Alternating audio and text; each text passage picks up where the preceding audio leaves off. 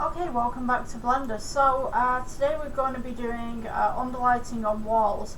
So let's go ahead and take the default cube right here, press S to scale in, and then we're going to go S to scale up and then S to scale outwards. We'll go with G, bring this up. I'm going to go ahead and change the EB to cycles real quick. Let's add in another cube. We'll press G, slide this across like this. And then we're just going to flatten this down on one side, and we'll go to edit mode, Control R, and then we're going to go ahead and click this one, E for extrude, bring this up. And you can also do, if you wanted to, Control R for the sides. This is just going to be a basic example, so it's fine. We'll do E for extrude on the sides as well, so E, and bring these up to where that level is. Now, the next thing that we're going to do is add in a cylinder. So G, bring this across. R for rotate at 90 degrees. S for scale, bring this up.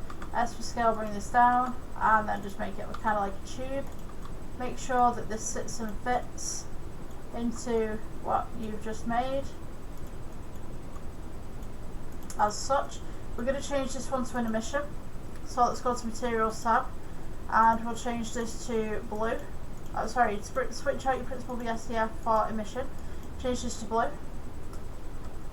So let's make this wall just slightly bigger so you guys can see what's going on.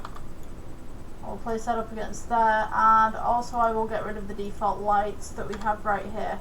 So when we go to render, we now have this nice little glowing piece right here. So if we were to grab the little rod that we just placed inside of there, come on, little cylinder just there, we can go ahead and increase the strength and use this as underlighting. Also what we could do is we could take both of these, Shift D, bring this up, rotate, and then you can put this at 180, and essentially lighting on a wall as such would look really nice within a game or a setting or a scene.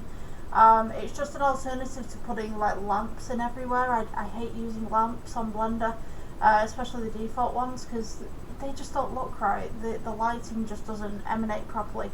So I thought I'd show you this little trick with some underlighting and above lighting just here to see what you would like to do with that. So yeah, that's the tutorial for today, and I will see you in the next one. Thank you for watching. Bye.